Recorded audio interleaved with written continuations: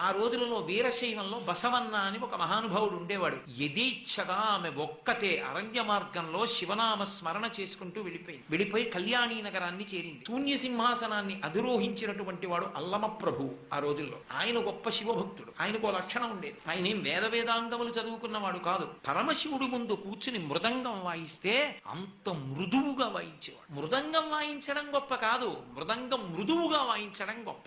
ఆయన మృదంగం వాయిస్తేట శివాలయంలోకి వచ్చినటువంటి పసిపిల్లల దగ్గర నుంచి తల్లుల ఒడిలో ఏడుస్తున్న పిల్లలు కూడా అలాగే ఉండిపోయేవారు. అలా మృదంగాన్ని వాయించి తల పైకెత్తకుండా రాచకాంత వలచి వచ్చి నించుంది ఆయన ఒకసారి. ఆయన ఆమె వంక కూడా చూడకుండా తలదించుకుని వెళ్ళిపోయాడు. అంతటి శివభక్తి తత్పరుడు. ఆయన దగ్గరికి వెళ్లి శైవమత విజ్ఞానాన్ని పొంది ఆమె ఆయన యొక్క శాసనం చేత నీకు మోక్షం కావాలి, శివుడిలో ఐక్యం అయిపోవాలి అనుకుంటే నువ్వు శ్రీశైల పర్వతం మీదకి వెళ్లి తపస్సు చెయ్యి అన్నాడు. ఆమె శ్రీశైలం వచ్చింది.